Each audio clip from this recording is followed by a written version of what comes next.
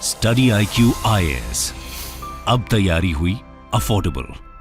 नमस्कार दोस्तों अगर आपको अच्छे से याद हो तो कुछ दिन पहले ही मैंने एक वीडियो बनाया था और उसके अंदर आपको बताया था कि वर्ल्ड बैंक के द्वारा डायरेक्ट चेतावनी दी गई है कि 2023 में मोस्ट प्रोबेबली विश्व के अंदर रिसेशन आने वाला है। और उसका कारण क्या दिया था वर्ल्ड बैंक ने, वो था आपका कि दुनिया भर में जितने भी सेंट्रल बैंक है, जैसे भारत के अंदर RBI है, यूएस के अंदर फेड है, फेडरल रिजर्व जिसको कहा जाता है, दुनिया भर में जितने भी सेंट्रल बैंक्स हैं सभी एक साथ जो रेपो रेट है, जो पॉलिसी रेट होता है, उसको इंक्रीज करते जा रहे हैं। अब आपको पता ही होगा कि जब भी इंटरेस्ट रेट इंक्रीज होता है तो जो बोरोइंग कॉस्ट है वो महंगी हो जाती है, लोग कम बोरो करते हैं, जिसकी वजह से प्रोडक्शन कम होता है और ओवरऑल जीडीपी में गिरावट आती है। और यही देखने को मिल रहा है पूरे विश्व भर में। और इसी की वजह से वर्ल्ड बैंक ने कहा कि विश्व के 2023 के साल में यहां पर रिसेशन आएगा। अब आप देखिए आरबीआई भी पैनिक मोड में आ चुका है। आरबीआई अगर आपको याद हो तो पूरे पैंडेमिक के दौरान जो रेपो रेट था हमारे यहां पर वो था 4% के आसपास।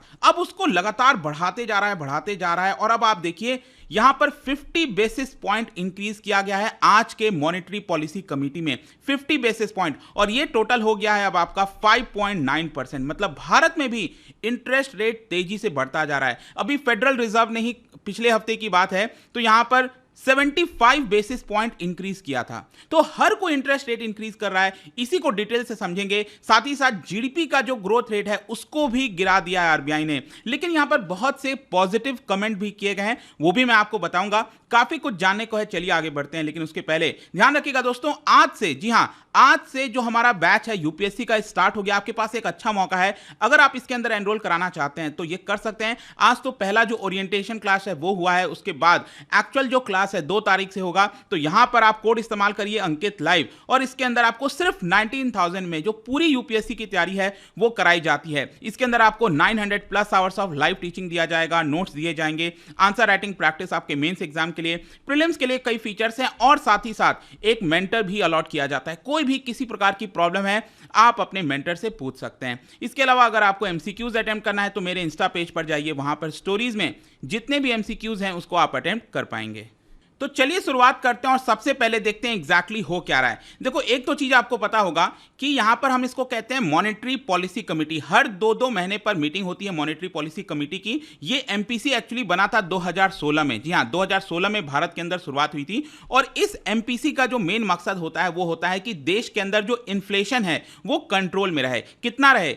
2% से 6% के बीच में रहना चाहिए। लेकिन अभी क्या हो रहा है? इन्फ्लेशन बढ़ता जा रहा है। तो इन्फ्लेशन बढ़ता है तो ये लोग क्या करते हैं, जो रेपो रेट है उसको इंक्रीज करते रहते हैं। रेपो रेट का मतलब क्या है कि जो बैंक हैं वो कितने इंटरेस्ट रेट पर लोन लेते हैं आरबीआई से, सरल शब्दों में मैं बताऊं तो कितने इंटरेस्ट रेट पर आरबीआई से लोन लेते हैं, उसी को रेपो रेट कहा जाता है। अब आप मान के चलो कि रेपो रेट महंगा होता जाएगा तो बैंकों के लिए लोन लेना महंगा होता जाएगा, और जितना ये महंगा होगा उतना ही लोगों के लिए बैंक से लोन लेना महंगा हो जाएगा। राइट, सिंपल सा फॉर्मूला है। तो यहां पर जो एमपीसी है वो डिसाइड करती है कि रेपो रेट कितना होगा। अब इसके अंदर टोटल 6 मेंबर होते हैं, 3 आरबीआई के होते हैं और 3 गवर्नमेंट की तरफ से होते हैं। ठीक है, तो यहां पर वोटिंग के हिसाब से डिसाइड किया जाता है कि रेपो रेट कितना होगा। तो यहां पर जो 6 मेंबर्स हैं उसमें से 5 मेंबर ने क्लियरली कह दिया था कि हम सपोर्ट में हैं कि 50 बेसिस पॉइंट का मतलब हुआ 0.5% जो इंटरेस्ट रेट है, जो रेपो रेट है, उसको बढ़ा दिया जाए। और क्योंकि यहां पर मेजॉरिटी ने बोला बढ़ा दिया जाए तो ठीक है।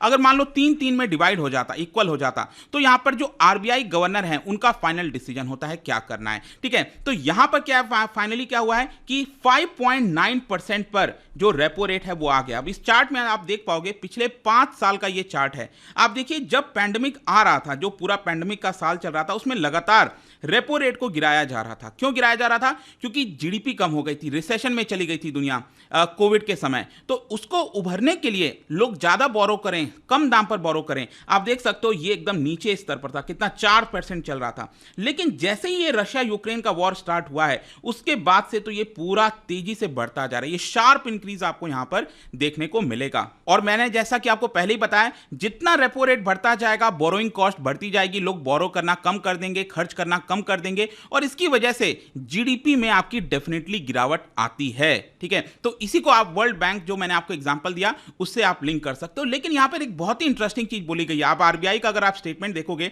शक्तिकांता दास जो हमारे आरबीआई गवर्नर हैं, उनके द्वारा क्या बोला गया है। सबसे पहले उन्होंने यह कहा कि world has been confronted with one crisis after another. उन्होंने कहा पिछले 2.5 वर्षों में 2 मेजर शॉक हुए हैं दुनिया को। 2 मेजर शॉक कौन से? एक तो सबसे पहला कोविड आया था और उसके बाद अनप्रेसिडेंटेड जो रशिया यूक्रेन का वॉर हुआ है, वीट के प्राइसेस बढ़ना, इन्फ्लेशन तेजी से बढ़ना, क्रूड के प्राइसेस बढ़ना, ये 2 शॉक ने हिला कर रख दिया है पूरे दुनिया को।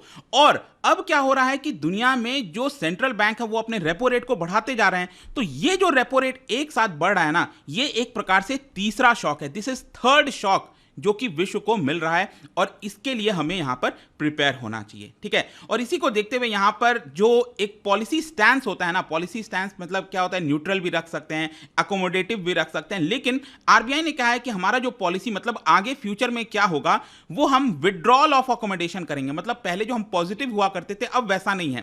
कहने का मतलब यह है कि पहले आरबीआई अगर 4% रेपो रेट रखी हुई थी तो एक्सपेक्टेशन था कि चलो हाँ 4% ही रहेगा, लेकिन अब विड्रॉल ऑफ अकोमोडेशन का मतलब है कि रेपो रेट यहां से बढ़ता जाएगा। ठीक है, अब रेपो रेट के अलावा आपको पता है और भी कई रेट्स होते हैं, जैसे बैंक रेट हो गया, एमएसएफ हो गया।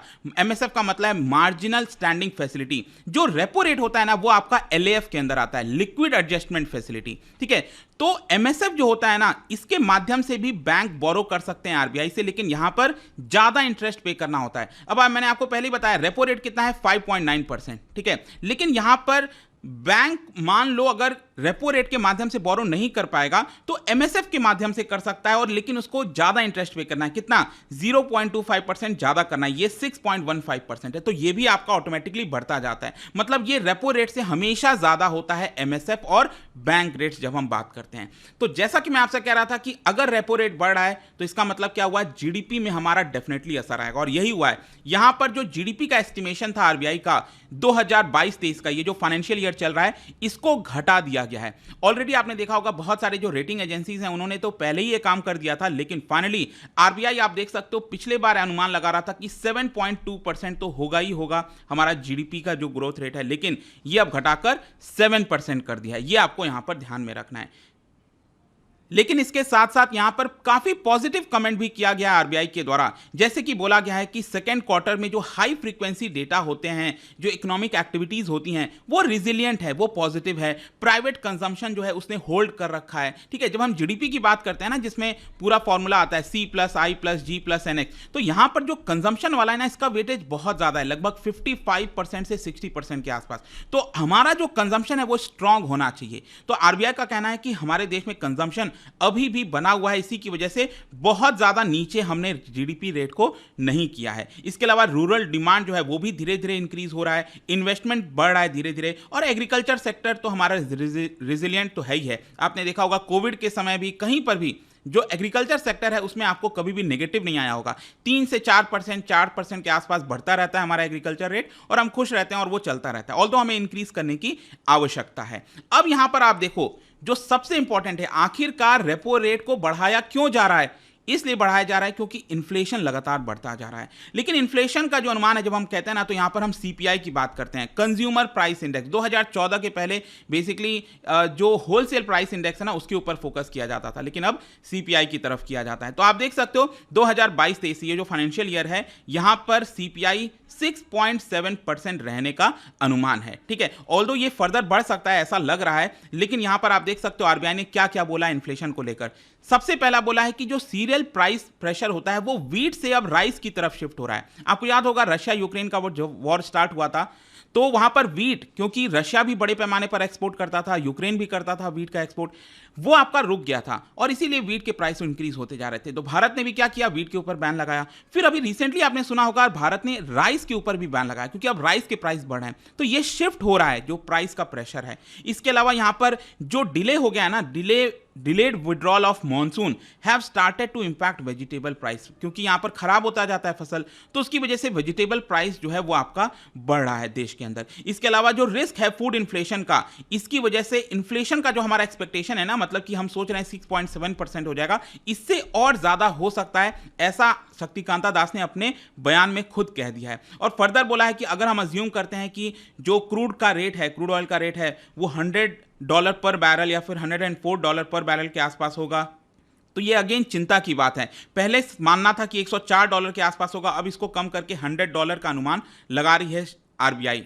लेकिन फर्दर यहां पर क्वेश्चन है कि क्या फ्यूचर में भी रेट हाइक होगा। देखो, शक्तिकांता दास ने यहां पर कहा है कि मॉनेटरी पॉलिसी कमेटी का यह सोचना है कि जो परसिस्टेंटली हाई इन्फ्लेशन है ना हमारे देश के अंदर, उसकी वजह से हमें कैलिब्रेटेड विड्रॉल करना होगा। देखो, कैलिब्रेटेड विड्रॉल का देखो आपको मतलब पूछ सकता है, बहुत इंपॉर्टेंट है, इसका मतलब समझिए। कैलिब्रेटेड विड्रॉल क्या होता है, आरबीआई ने इस वर्ड का इस्तेमाल किया है। देखो, कैलिब्रेटेड विड्रॉल का मतलब यह है कि जब कोविड पैंडेमिक चल रहा था, जब दुनिया रिसेशन में थी, तो उस समय हमने क्या किया, रेपो रेट को कम कर दिया था। ठीक है, रेपो रेट को ये लगातार कम करके कितना कर दिया था, 4% कर दिया था।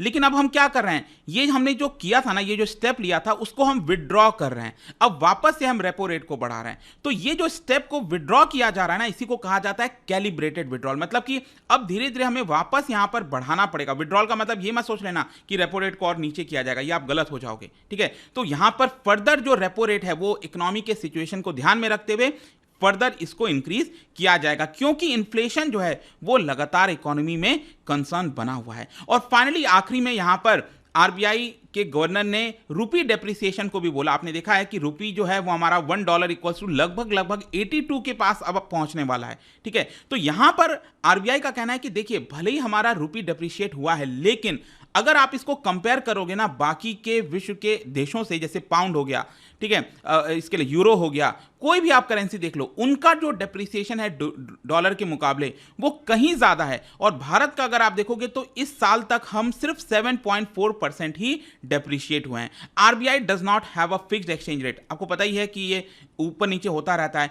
आरबीआई तभी इंटरवीन करता है करेंसी मार्केट के अंदर, फॉरेक्स मार्केट के अंदर, जब बहुत ज्यादा वोलेटिलिटी आ जाती है। ठीक है, और ऐसा देखने को हमें मिला भी है। फर्दर आप देख सकते हो, यहां पर बोला गया है कि इंडियन रूपी जो है वो 4% डिप्रिशिएट हुआ है इस मतलब अप्रैल से लेकर अभी तक अगर आप देखोगे। लेकिन वहीं अगर आप डॉलर को देखो तो डॉलर मजबूत कितना हुआ है, 14%। तो अगर मान लो डॉलर 14% मजबूत हो रहा है तो हमारा रूपी भी 14% डाउन होना चाहिए, लेकिन डाउन कितना हुआ, सिर्फ 4%। तो ये आरबीआई गवर्नर एक तरह से पॉजिटिव सिग्नल दे रहे थे। देखिए कि हमारी इकोनॉमी काफी रेजिलियंट है, हमारा जो मैक्रो इकोनॉमिक फंडामेंटल्स है वो काफी रिजिलियंट है, मजबूत है, और साथ ही साथ जो फॉरेक्स रिजर्व है वो हमें एक प्रोटेक्शन प्रोवाइड करता है, ऐसा आरबीआई गवर्नर का कहना था। फर्दर आप देख सकते हो यहां पर बोला गया एफडीआई को लेकर कि देखिए एफडीआई का जो इनफ्लो है भारत में वो लगातार बढ़ते जा रहा है। External debt to GDP ratio ये कोई वल्नरेबल नहीं है, हम अभी भी काफी कंफर्टेबल पोजीशन पर हैं। सर्विसेज लगातार अब बढ़ते जा रहा है, इसकी वजह से जो ट्रेड डेफिसिट है वो यहां पर कम हो सकता है। तो ये सारी इंपॉर्टेंट चीजें कही गई हैं दोस्तों। आई होप कि इस वीडियो के माध्यम से जो भी कुछ आज एमपीसी के अंदर हुआ उसके बारे में आपको सब कुछ पता चल गया होगा। और जाने से पहले एक इंटरेस्टिंग क्वेश्चन, बहुत ही टफ क्वेश्चन है, बट लेट मी सी आप में से कितने लोग इसको कर पाते हैं। क्या बता सकते हो, N autonomous increase in expenditure, अगर एक्सपेंडिचर में इंक्रीज करती है सरकार, this should result in an increase in country's real GNP only if, ठीक है, तो अगर एक्सपेंडिचर इंक्रीज होता है इकोनॉमी के अंदर, प्राइवेट कंजम्पशन, गवर्नमेंट एक्सपेंडिचर, जितना भी एक्सपेंडिचर है ना, अगर वो इंक्रीज होता है तो उसी हिसाब से भारत की रियल ग्रॉस नेशनल प्रोडक्ट ये भी इंक्रीज होना चाहिए ओनली इफ। इसका ये आपको बताना है ये कब हो सकता है। ठीक है, तो इसका राइट आंसर आपको पता ही है, मेरे इंस्टाग्राम पर तो मिलेगा ही, वहां पर अगर आप नहीं हो कोई बात नहीं, टेलीग्राम पे ले सकते हैं इसका सही उत्तर। मैं कई सारे जो एमसीक्यूज हैं वो यहां पर स्टोरीज में डालता रहता हूं। बाकी अगर आपको पीडीएफ चाहिए तो टेलीग्राम पर आइए, अलग अलग सोशल मीडिया पर आप जुड़ पाओगे। और जैसा मैंने बताया, यूपीएससी की तैयारी अब आपके लिए काफी आसान हो गई है। लास्ट चांस है आपके लिए, एनरोल इन दिस कोर्स सिर्फ 19,000 में by using the code Ankit live. I hope कि आप ये क्लास में आएंगे और मैं आपको अटेंड करूंगा, वहां पर मेरे द्वारा भी कुछ सेक्शंस पढ़ाया जाएगा इकोनॉमी का। आई होप कि वीडियो आपको पसंद आया होगा। मिलता हूं आपसे next time, till then thank you very much, see you soon. Study IQ IAS, अब तैयारी हुई अफोर्डेबल।